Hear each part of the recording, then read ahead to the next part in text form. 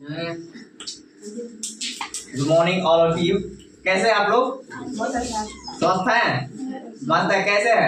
Mummy papa से घुसा कर तो नहीं आए है ना? माइंड फ्रेश है? तो आज सुनील सर स्टडी सेंटर में आप सभी को स्वागत है। आज के क्लासेस में आप लोग को जोरदार कथन के जो जोरदार सेंटेंस होता है एम्फेटिक सेंटेंस बताने वाले हैं। कौन सा सेंटेंस? एम्फेटिक सेंटेंस, जिसको बोलते हैं जोरदार वाक्य। ठीक है, जब ऐसे वाक्य रहेंगे तो कैसे बनेंगे वैसे सेंटेंस को मैं बता रहा हूं, आप लोग ध्यान से देखेंगे। ठीक है, एम्फेटिक सेंटेंस क्या है? एम्फेटिक क्या है? एम्फेटिक सेंटेंस कौन सा सेंटेंस है? इसका होता है जोरदार वाक्य, माने जोरदार कथन ना, जोरदार कथन या वाक्य बोलेंगे। ठीक है, जोरदार वाक्य जो रहेगा तो कैसे बनाएंगे? जैसे में सेंटेंस में रहेगा मैं ही तो हूं, मैं ही तो हूं। जब किसी बोलते हैं मैं ही तो हूं, जोरदार कथन नहीं हुआ, मैं ही तो हूं। जब इस प्रकार से सेंटेंस रहेगा तो कैसे बनेगा?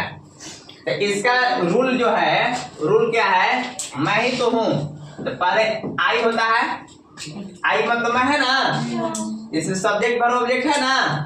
कैसे बनाएंगे इसको बताइए, कुछ आइडिया है?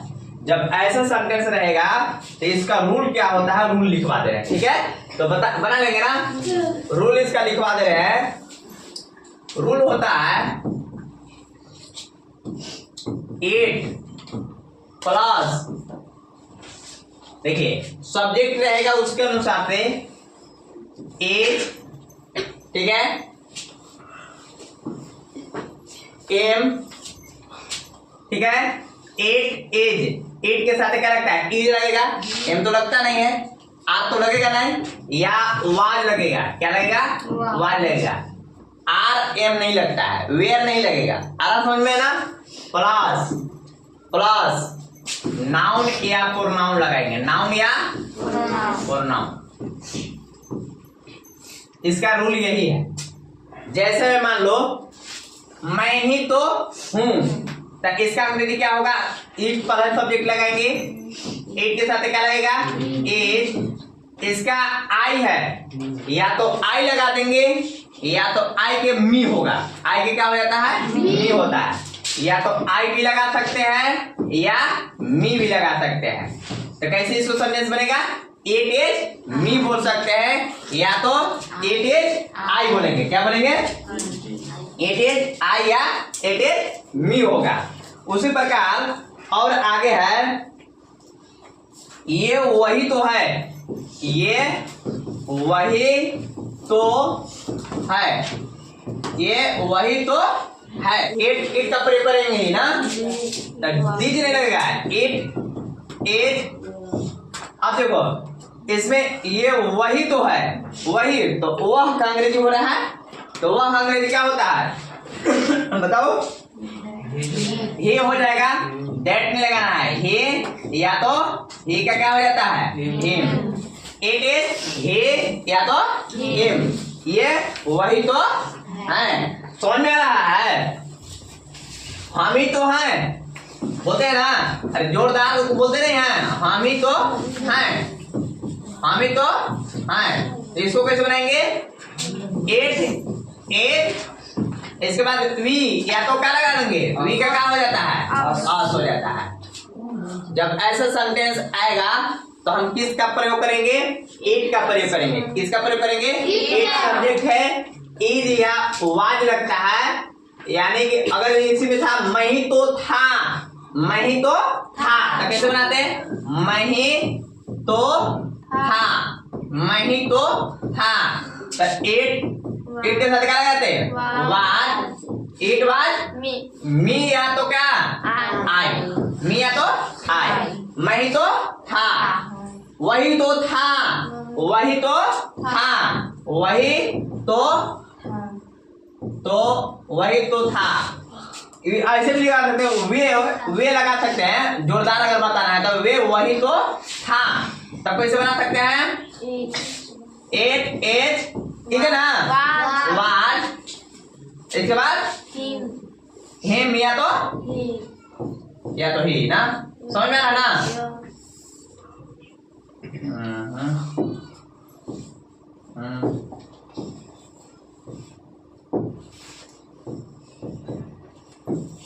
समझ में आ रहा है? अब अगर इस जगह रह जाता वे लोग ही तो थे, वे लोग ही तो थे, तब कैसे बनाएंगे? 8H वाट लगाएंगे, वे लगाएंगे। ये देखिए वे लोग है हो गया, तो यहाँ तो वे लोग को दे के साथ आर लग गया, ऐसा बात नहीं है, वे नहीं लगता है, आर नहीं लगता है, समझ में आ रहा है ना? तो क्या लगाएंगे? 8 वाट दे या तो देम ना। आई होप आप लोग को समझ में आ गया होगा। चलिए नेक्स्ट सेंटेंस करते हैं। इम्फेटिक स्टेटमेंट्स का ही रहेगा सेंटेंस, ठीक है? अब कैसे रहेगा, इससे थोड़ा अब एक सेंटेंस जैसे उपवाक जिसको बोलते हैं, क्लाउज को जोड़ करके बनाने का प्रयास करते हैं, ठीक है? जैसे मान लीजिए रहेगा मैंने ही तो यह किताब लिखी है, मैंने ही तो यह किताब लिखी है। जब ऐसे सेंटेंस रहेगा एक उपवाक जुड़ गया, जैसे मैंने ही तो है, मैंने ही तो हूं, ऐसा था, लेकिन यह किताब एक और उपवाक जुट गया, एक सेंटेंस और जुट गया। जब ऐसे सेंटेंस रहेंगे तो कैसे क्या है, कैसे बनेगा सेंटेंस को देखते हैं, जो कि इम्फेटिक का ही है स्टेटमेंट जो है। आपको सेंटेंस इस प्रकार से भी रहेगा, अब क्लाउज उसमें जुटा हुआ रहेगा, मतलब उपवाक एक और रहेगा, जैसे मैंने ही तो है, लेकिन अब इस प्रकार से रहेगा मैंने ही तो इस किताब को लिखी है। जब ऐसे सेंटेंस रहेगा तो किस प्रकार का नियम रहेगा, अब कैसा रूल रहेगा? देखिए स्ट्रक्चर क्या है कि रूल क्या है कि पहले रूल है 8 प्लस ए दिया वाट प्लस नाउन या तो प्रोनाउन प्लस हो या तो दैट प्लस क्लाउड रहेगा। क्लाउड मतलब कि उपवाक, जो पढ़ाए है ना आप लोग को, जिस सेंटेंस का रहेगा क्लाउड में उपवाक एक जुटा हुआ रहेगा। जैसा है कि मैंने ही तो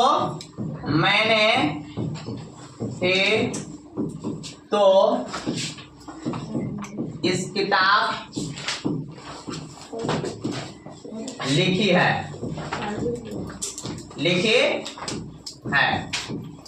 जब ऐसा सेंटेंस रहेगा तो इस नियम से बनाएंगे। कैसे बनाएंगे देखिए, 8 है, 8 इसके बाद इट तो इट, इसके बाद देखो आई, इट इज देखो नाउन है प्रोनाउन है, आई लगा सकते हैं या तो मी लगा सकते हैं, दो कोई लगा सकते हैं, लगाते रहे आई, या तो देखिए वो सब्जेक्ट दैट आता है, इस सब्जेक्ट के रूप में आता है, किसके रूप में रहता है?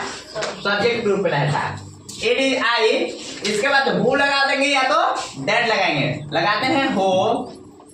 कौन टेंस में किस किताब लिखी है, यानी प्रेजेंट परफेक्ट का है। उपवाक में प्रेजेंट परफेक्ट जो सेंटेंस हुआ प्रेजेंट परफेक्ट में सहायक क्रिया क्या होता है? हेल्पिंग वर्ब क्या रहता है? हैव या तो हैज रहता है। तो आई के साथ क्या लगता है? हैव लगता है। वो हैव के बाद तुरंत वर्ब 3 आता है, वर्ब 3 राइट की क्या हो जाता है? रिटेन हो जाता है। रिटेन इस किताब यानी कि दिस बुक। आगे समझ में? अगला सेंटेंस है तुमने ही तो उसे गाली दी है। तुमने ही तो उसे गाली दी है। तो कैसे बनाएंगे? 8 is you। इसके बाद देखिए नाउन या प्रोनाउन तक आ गया, हो या तो क्या लगाएंगे? दैट लगाएंगे। हो, इसके बाद यू है यानी तुम है, तुम के साथ हैव का प्रयोग होता है। क्या प्रयोग होता है? हैव का।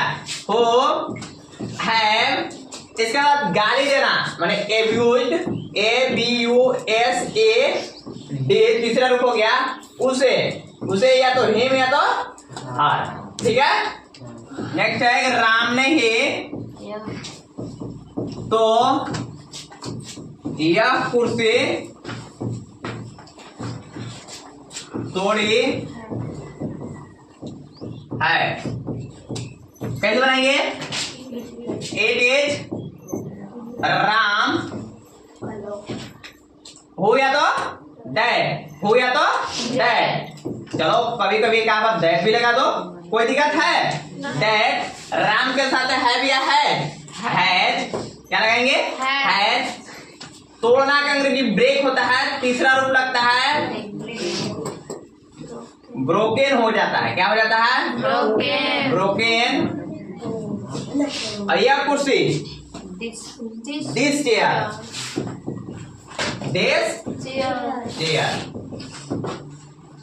चलिए अब नेक्स्ट सेंटेंस है शिक्षा ही तो हमें अच्छा बनाती है। शिक्षा ही तो हमें अच्छा बनाती है। शिक्षा ही तो हमें अच्छा बनाती है। क्या लगाएंगे यहाँ? इट इज, शिक्षा क्या होता है? एजुकेशन। क्या होता है? एजुकेशन। अब इसके बाद हु या तो दैट, तो दैट लगाते हैं, हैज लगेगा। अब बनाती है यानी मेक का, ये देखो इंडेफिनिट का है, बनाती है तो मेक्स लगेगा, मेक्स। यहाँ दैट के साथ यहाँ देखिए हो या हैज कैसे लगेगा? तो हैज लगेगा नहीं ना, क्यों? क्योंकि यहाँ इंडेफिनिट ना हो गया। क्या लगेंगे? इज कहाँ से लगेगा? इंडेफिनिट भी इज लगता है। दैट मेक्स बोलना अस गुड ना, आ गया समझ में? देखिए अब ऐसे वाक्य को देखेंगे, वह अंग्रेजी जानता तो है, यानी कि भाग के बाद तो आएगा। क्या आएगा? भाग के बाद तो आएगा। उस टाइम नाउन प्रोनाउन ऐसे आता था, जोरदार आता था, इसमें भी जोरदार है। वो अंग्रेजी जानता तो है, एम्फेटिक सेंटेंस है, लेकिन जब इस प्रकार से सेंटेंस रहेगा तो कैसे रूल है इसका? रूल क्या है इसका? रूल जब होता है, रूल लिखेंगे नीचे रूल कि सब्जेक्ट प्लस, देखिए इसमें प्रेजेंट इंडेफिनिट और पास्ट इंडेफिनिट का ही सेंटेंस नजर आता है। कौन कौन टेंस कराता है? प्रेजेंट इंडेफिनिट और पास्ट इंडेफिनिट का सेंटेंस रहेगा। तो प्रेजेंट इंडेफिनिट में लगता है डू या तो डज, प्रेजेंट इंडेफिनिट में लगता है, और यार पास्ट इंडेफिनिट में क्या लगता है? डिड लगता है। समझ में आ रहा है? डिड विदाउट infinitive without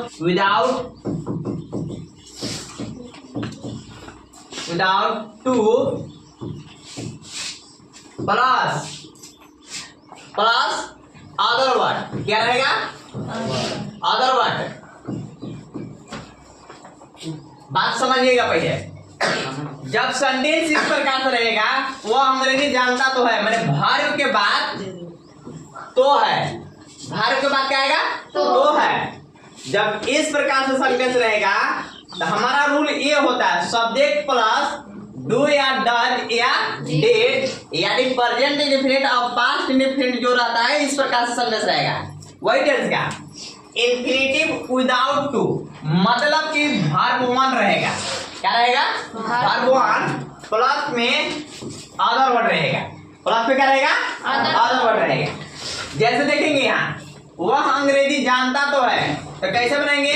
वह अंग्रेजी जानता तो है। जब इस प्रकार से रहेगा तो कैसे बनाएंगे? वह सब्जेक्ट है, यानी कि हे देखो प्रेजेंट इंडेफिनिट क्या है? हे के साथ क्या लगता है? डज। क्या लगेगा? डज। इसके बाद इंफिनिटिव विदाउट टू, यानी कि वर्ब वन, तो हे के साथ डॉट के साथ क्या लगता है? नो। समझ में? नो। इसके बाद क्या लगेगा? इंग्लिश। क्या लगेगा? इंग्लिश। मैं पढ़ता ही तो हूं। मैं पढ़ता ही तो हूं। देखो इसमें भी है भर के बाद तो है ना। मैं पढ़ता ही तो हूं, तो कैसे बनाएंगे इसको? आई के साथ क्या लगाएंगे? डू या डज? डू। इसके बाद रीड ना, बस यही रीड भर हो गया। I do read. मैं पढ़ता ही तो हूं।